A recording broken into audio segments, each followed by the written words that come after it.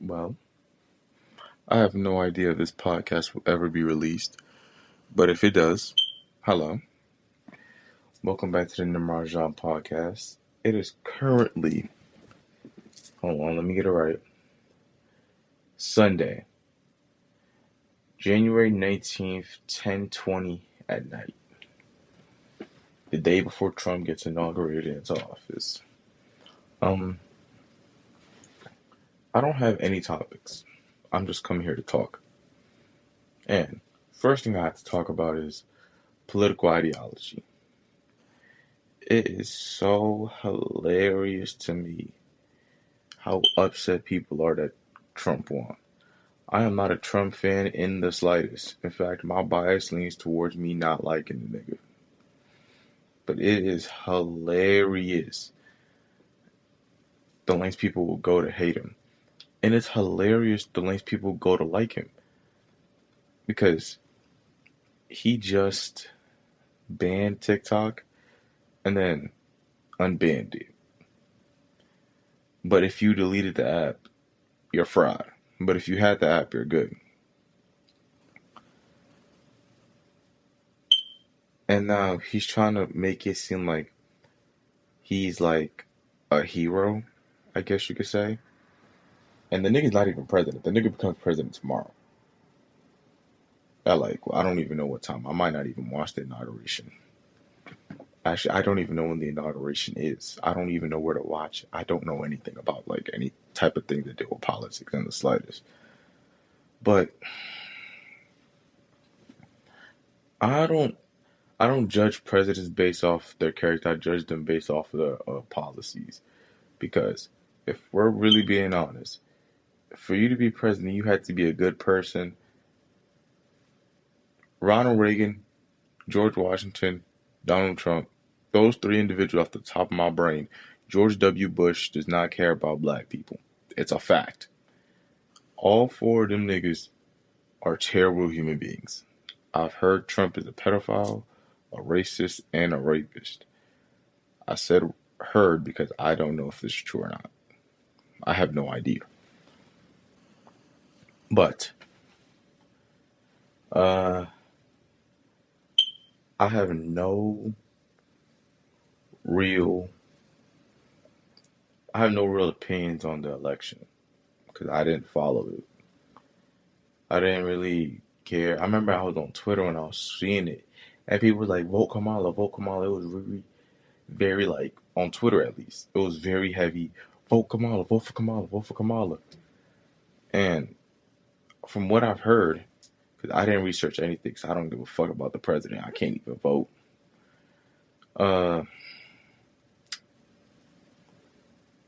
Both of them were terrible. It's just that Trump was the worst of the terrible.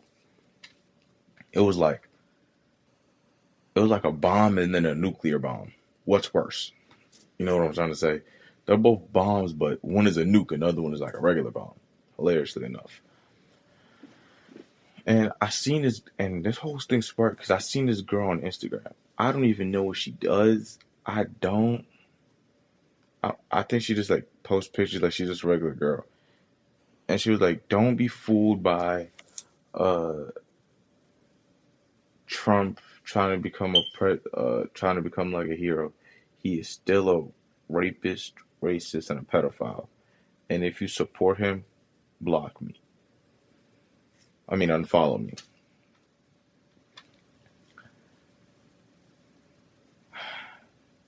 I kind of have mixed opinions on that one. Because if you don't like him as a person, if you support Donald Trump as a person, I gotta look at you crazy. Because if it's true that he's a rapist, racist, and a pedophile, and you support him as a person, not as a presidential candidate, but as a person, we gotta have some discussions about your line of morality and who you support and who you don't support. And they're probably white, more than likely. But if we're talking about as a president, if you support Donald Trump as a president, I have no problem. Because, again, it's your political ideology. Everybody is not going to be the same. And disliking somebody because they have a different political ideology than you, it's kind of childish to me. Let me close the door so y'all don't hear this fire alarm. Smoke open. But that's my personal opinion on it. I'm a 17-year-old boy that has looked at a single government policy besides for some schoolwork a day in his life. So what is my real opinion on this shit? And I won't lie. This election is kind of stupid to me because there's a lot of people who never even voted. Like a lot of the people, the same thing happened for Biden. Donald Trump ran with Biden. A lot of people didn't even know who the fuck Biden was or what he was gonna do. They just like, I don't want Trump in office again. So they just voted for him. And that is so scary because you don't even know who the person is. You're just voting about this other person and begging that they're better than the other person.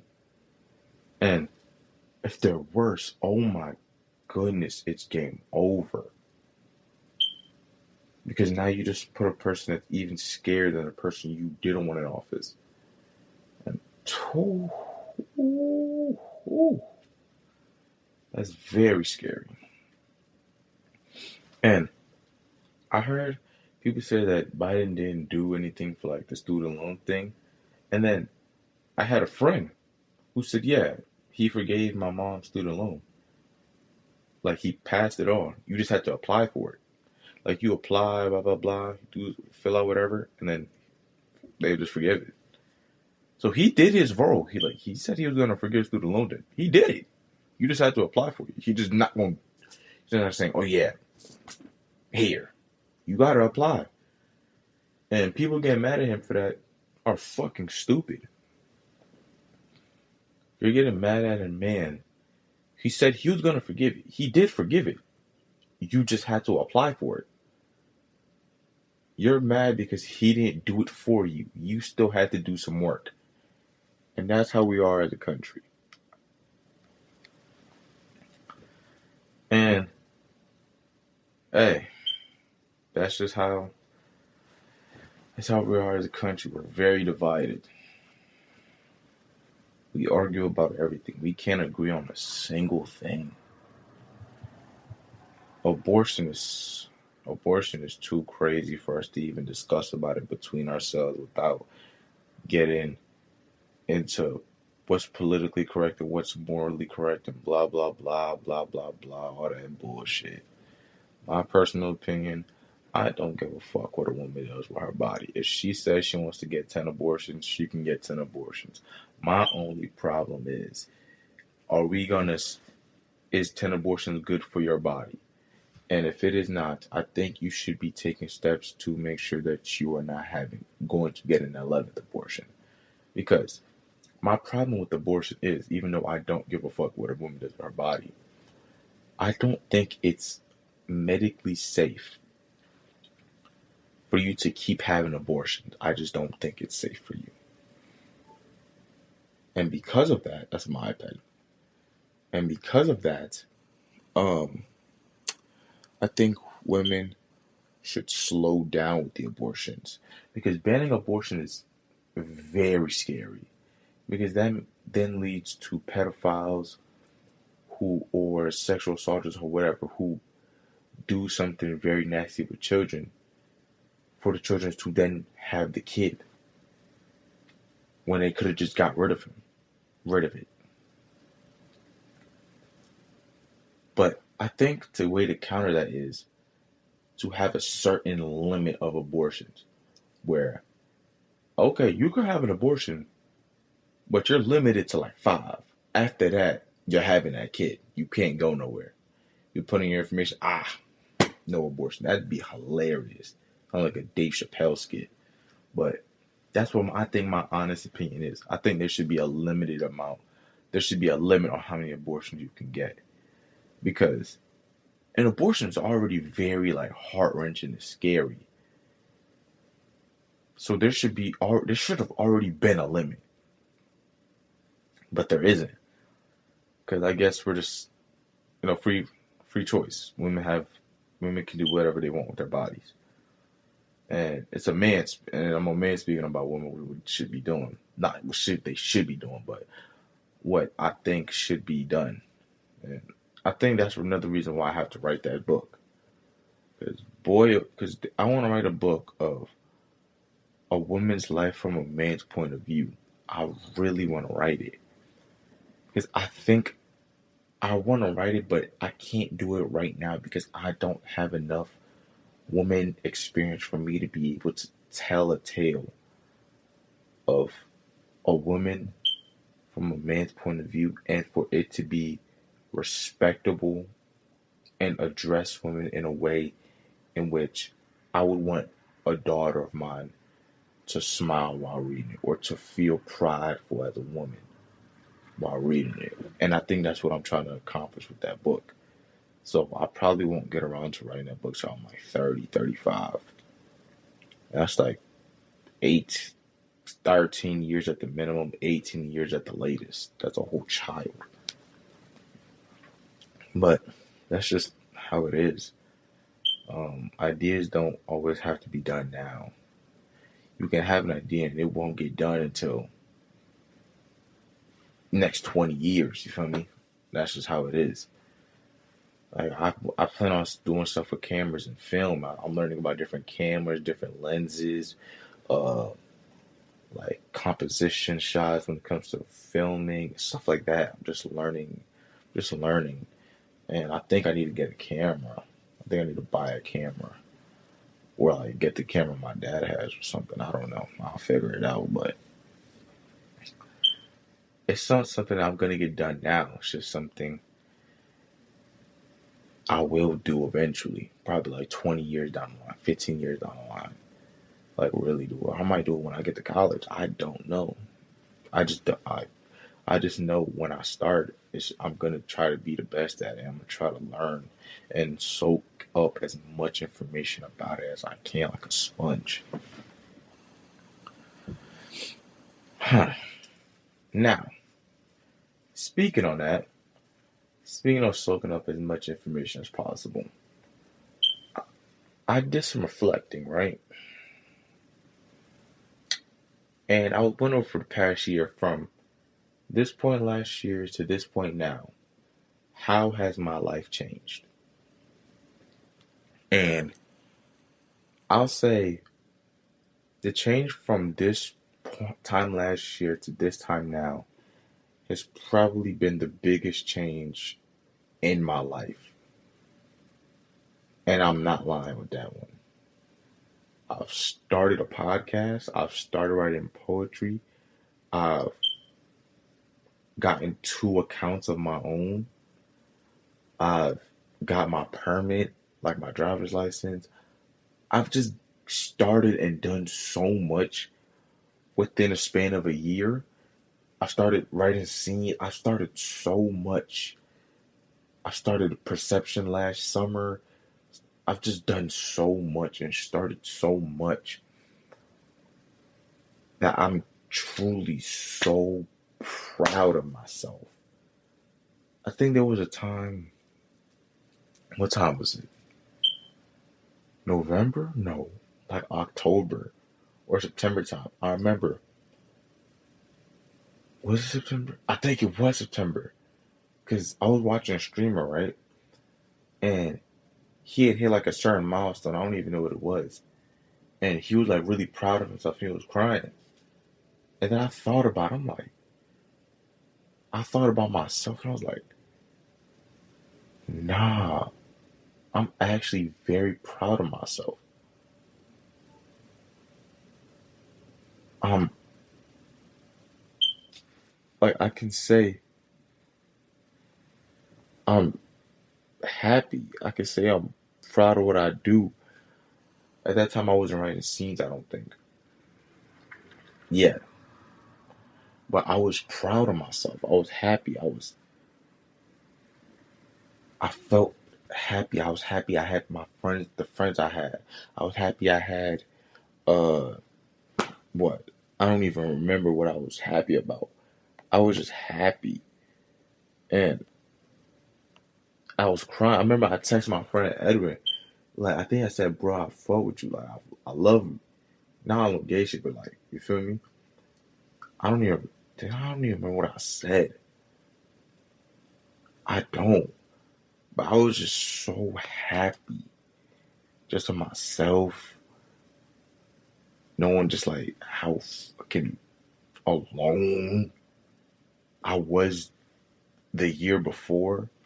Because my goodness, my 10th grade year was probably not lonely, but the most alone I've ever been. Like, I was just, like, now I'm more sociable. I'm talking to more people. I know more people and shit. But my 10th grade year, man, I was so fucking alone. It didn't even make sense. I was just to myself. And that's also kind of how I started my book.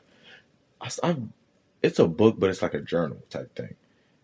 And I titled it Thoughts of the Mediocre. I don't know how I came up with it. It's just been the thing.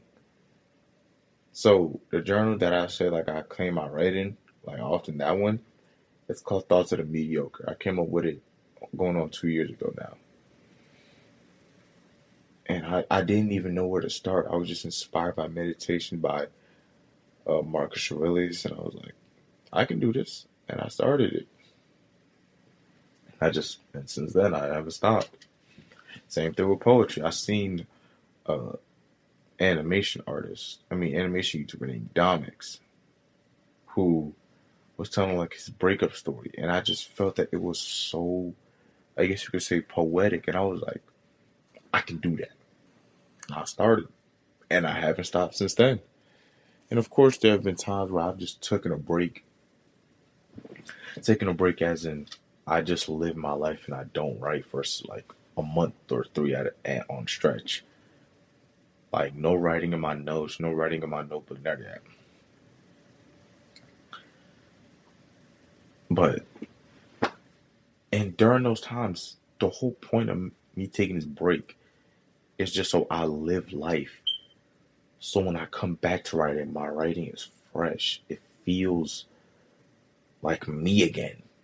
If I'm trying to make some sense, because there would be times I'm writing and it just felt bland. It didn't feel like me. I looked at the writing, I'm like, what the fuck am I writing? And then this was another thing on why I stopped writing every day. Because I would write every day. And then I'd get home at like 2 and I'd go to sleep at like 10, 9. So for like 7, 8 hours, I'm just not doing shit. During those times, I could have brainstormed and came up with a good thing to write down. But I would just come up with some bullshit before I slept.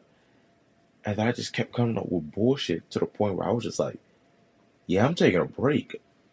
I need to distance myself from writing. So when I come back to it, it's with love and not a feeling like a sense of obligation that I have to do it. But writing right now, like writing my book right now, I feel like I have to do it.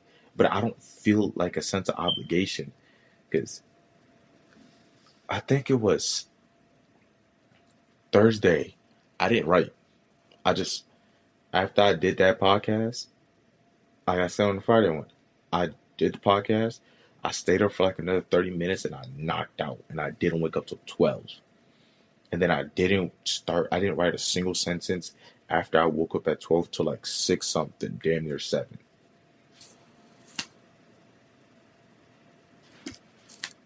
That's just how it is. And then I feel like, damn. I was like, damn, I didn't write. And of course, I made up for it on Friday. That Friday, I made up. I did double the work. I think I wrote like 3 pages that day. Or 2.5. I don't remember, but I wrote a lot that day. But just me being so happy about what I've done over the past year and what I'm doing, I don't feel sad. I don't ever feel. I don't think I ever feel sad because I'll always have a way for me to express myself, whether it's with poetry, whether it's with thoughts of the mundane, whether it's with this right here, or it's with something else. I will always have like a medium for me to express myself and for me to get the thoughts that are weighing me down off, and for me to be able to lift my head and present myself properly without the mask of me trying to tend to everybody. A mask that a mask that tends to everybody is not a mask. It isn't. And I'll just leave that there. And during the summer of last year, I would be at home. I would be at my dad's house helping him with some work. And I would be thinking like, the people who just spend all day doing nothing, why? Because last summer was my first time ever being like productive somewhat. And from now on, every summer, I'm gonna be productive. It just takes that one thing that changes. I will never not be productive in the summer ever again. Like there will never come a time in the summer where I'm just doing nothing and I'm just bum fucking around, chilling for 2 weeks doing nothing. There will never come a time like that again. For as long as I can count, there will never come a time where I'm just chilling doing nothing. Because the summer for me, or any break in general, feels like I'm free, if you know what I mean. It feels like I'm not constricted with school. So I have control over what I fill my time with. Because when I go back to school Tuesday, I'll probably leave the house 7:10. So from like 7:10, since I have to take another bus, to let's say 2:50. That stretch right there, I have zero control over. It's mandatory. I have to be there. And from let's say 3 to like let's say 11. That's around the time I've been sleeping as of recently. 11, it should be 10, but I have somewhat control over that. But when I'm on break, and those times that I would be at school just free, I get to fill my time with stuff that I want to do or will progress me. Like during winter break, I work with my dad. I made some money for myself. I probably made like 600, and I'm about to make some more. But that's besides the point. I'm just, but when I get on breaks, I fill my time, so I don't ever feel like I'm doing nothing. I can't remember the last time 3 days, even at a stretch, went by and I've done nothing. Like I've just sat on my ass doing nothing. I can't remember. I don't even know. Because even when I would be writing, I would be, no matter how dumb or bland it may be, I was still doing something. During the summer, I was still doing, I can't remember the last time I just sat on my ass for 3 days and I did nothing. My weekends now have been coming very filled. When I was doing open houses, when I used to go to open houses, 'cause I haven't gone in a while, but every time I try to go, it's like something comes up, and I'm like, all right, let me go do this. All right, let me go do this. But I would be going every Saturday, every Sunday, or every other Saturday or Sunday. And Sunday, I would just go and do it. Or every Saturday, I would just go out. Like I was, like my family would know every Saturday I'm out doing something, exploring. going to a place I've gone before, going to a place I haven't gone before, going to a place that I just do that I find solace and just going and walking around there. That's what I would do. And talking about that, it showed me the importance of not being trapped in just one bubble and just going out, just going past that bubble, just expanding. My top 3 best decisions ever I made last year was going out more.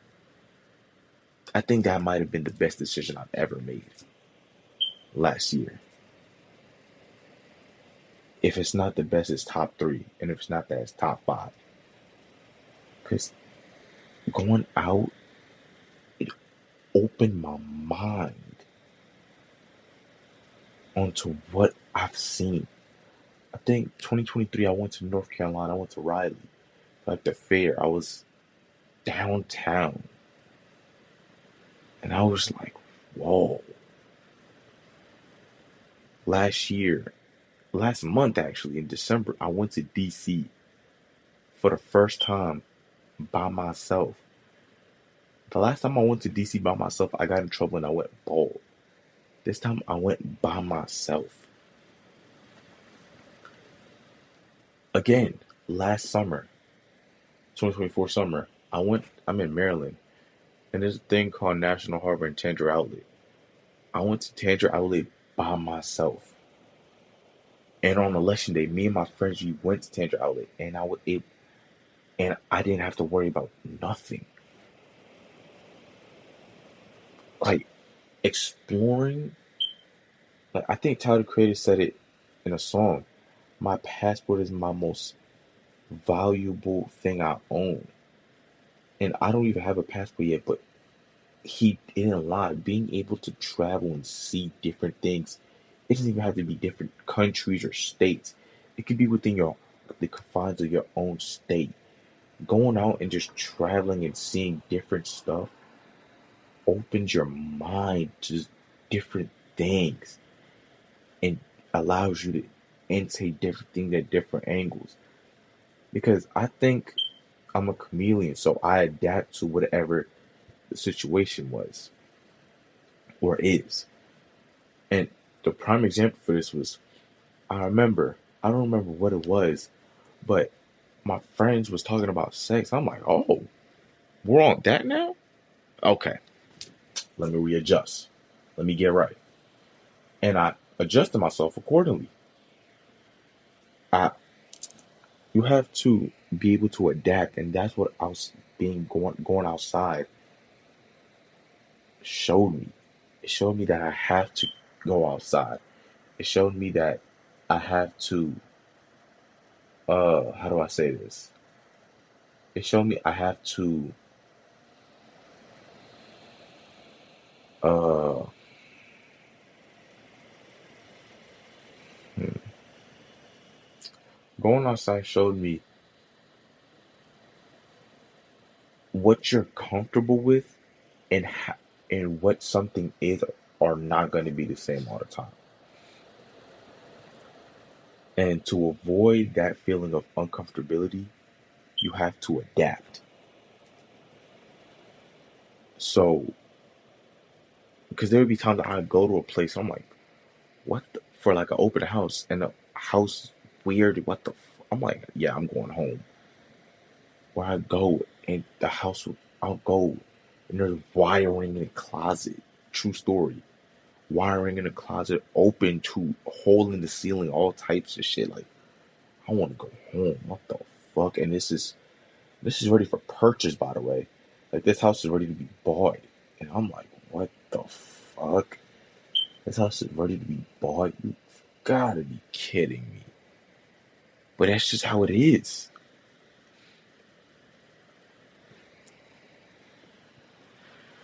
I don't know. I think it's truly a luxury I get to grow up in America. And me and my brother are two different people. Because me and him both work for our dad, right? And he like there was a time, I think during my Christmas, he was home for Thanksgiving, and I was out Thanksgiving break as well. I worked on Thanksgiving too. He didn't. And it wasn't even that. I think it was the day before, 2 days before it. I was getting ready to go to work, and he was just like, oh, yeah, I'm not going. And then took a Uber to Best Buy, and then he was going to take the bus back. I'm like, why not just take the bus there? He was like, nah, blah, blah, blah. Came with some dumbass excuse. I'm like, does he not understand the position he's in? He can't. Like, there's no way.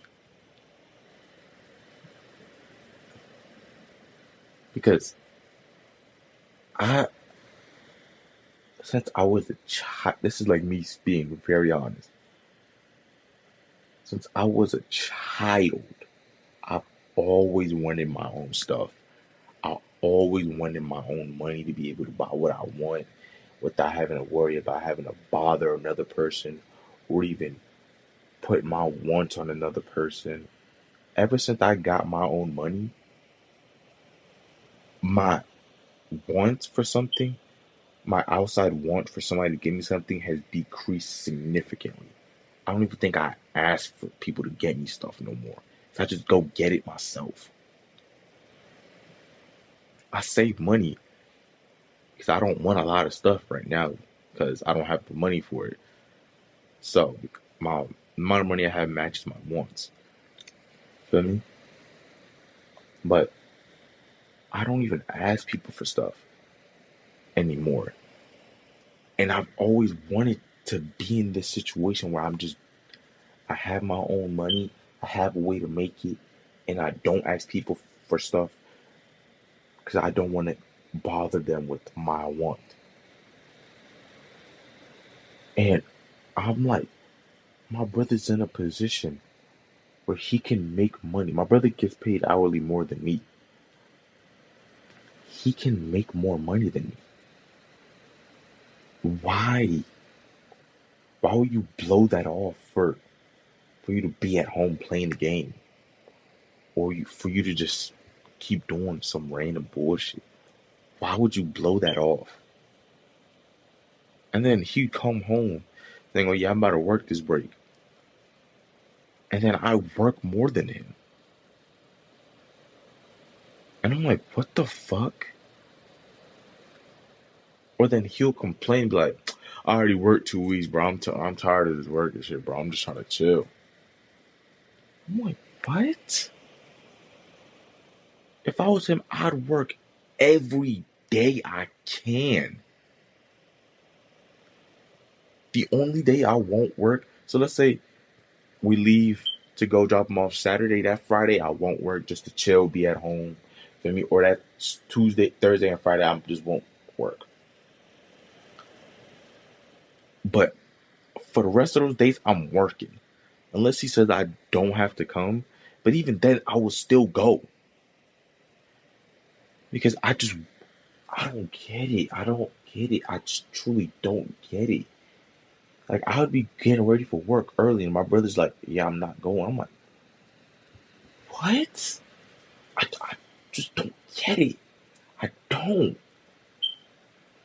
I just don't get it. Why? Why would you blow an opportunity to make money just so you can stay at home? And I get it. Money's not everything. But money allows for you to not have to worry about everything. Money is very important. If you think money is not important, go be poor. And then go see how important money is. Because, oh my goodness, I look at him and for some reason, I just pity him. Honestly, I'm like, I pity you. Because it's just, I don't get it. And I have oh my goodness. That's another thing I learned last year. Last year, I said it was my learning year. This is also my learning year. Not my earning year, just learning. Oh my goodness. I had to learn this. One, my parents are also people who were once a child just like me. So me expecting that person to have it all figured out just isn't the right way to go about it, because it doesn't matter how old you are, you're still growing. So while you're growing, you're having to nurture somebody who's younger than you to become something that you would deem appropriate, hilariously, as hilarious that sounds. And I also had to learn, just because they're my siblings does not mean I have to like them. I have this sister. I have two sisters.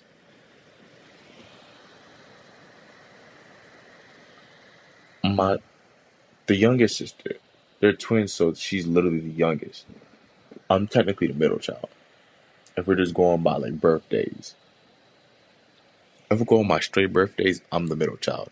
It's my older brother, me, and then my younger sister. There's twins that were born on the same day, so I'm the middle child, right? The youngest one is just so a polar opposite from her sister. It doesn't even make sense. If you've seen those two, you wouldn't even believe they're twins. And I pity the second one, just like my older brother, but not for the same reason. I pity her because her character doesn't seem real. Granted, I'm only 17, so I can't really determine what's real and what's fake character wise. I'm beginning to understand it, I guess. But it just seems fake. It seems like a facade. It doesn't feel that she's actually that way. It just feels like she's pretending to be that way. And because of that, it just rubs me. Like when I see her act in a way, it's like, ugh, why are you acting that way? And then my other little sister, she's okay, but then she'll just have moments of her entitlement, and it'll just like, ugh, like why do you do that? But then and then third thing I had to realize, every trait that me and my siblings have, we got it from both of our parents, from our mom and our dad. So my mom getting mad at my sister for being on the phone all day is in direct correlation to her also being on the phone with her sister a lot of the time. So, you know what I'm saying? So, my uh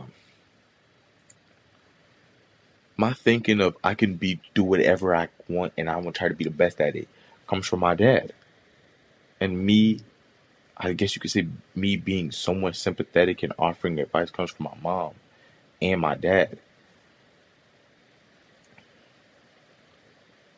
But like but I think we all do that, but we also develop our own characteristics. And the characteristic that I developed, I guess you could say, or if not developed, is part from my mom, is I like being alone. And you can tell. You can tell when somebody likes being alone. It's not very hard to tell. I'm an alone type person. That's me to my core. I'm alone. And because I'm alone, I'm very selfish. You got to learn about yourself. I'm telling you, we all have a lot of shadow work we have to do. Meaning we all have to look at ourselves and confront our thinking and to accept and say, yep, this thought I just had, it's me. That's who I am as a person. And you shouldn't try to shy or run away from it. You have to accept it. Like, yep, this is who I am as a person. Uh, there are some things I want to change, and this is how I want to change, or I want to learn how to change these things of me, so I can become a better person. One thing I learned about myself that I've not changed at all is I am very selfish, and I am very inward thinking. meaning I really only care about myself, self-centered type. It's very just intrinsic to me because I don't care. Like, as bad as this may sound, I don't care about things that don't really concern me. And my mom just doesn't get that. Because I don't even remember what she was. I don't remember the situation. I don't even remember how we got here. But there was a time my sister asked me for something. And I said no. My mom's words. And my younger sister asked me for something. I immediately said no. Because why am I giving you something? And she felt sad in her heart. And my dad was like, if you bring something home for you to eat, you gotta share with your siblings. Fuck no. Fuck no. I'll let this be known right now. Absolutely not. No. Not happening, nigga. I'm not doing that. Because keep in mind, these people also have money. My younger sister also have money. They have more money than me than when I was their age. They have a couple hundred. Why am I giving them something when they can go buy it on their own? The fuck? But also,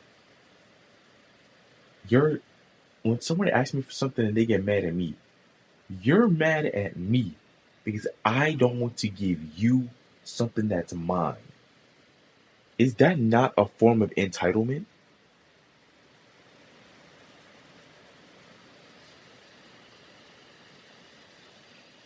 Like, that's a form of entitlement that doesn't get talked about.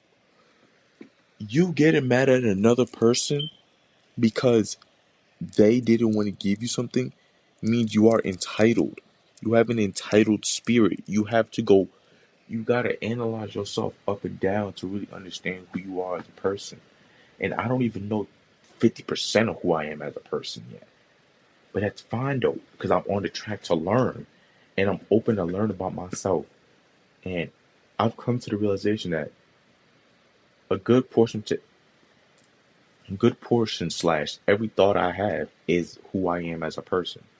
No matter how happy or deep or dark thought, every thought I have is who I am as a person. It is another part of me. And you start to blame yourself less and accept who you are as a person when you can finally accept that. When you finally accept the thoughts that you have.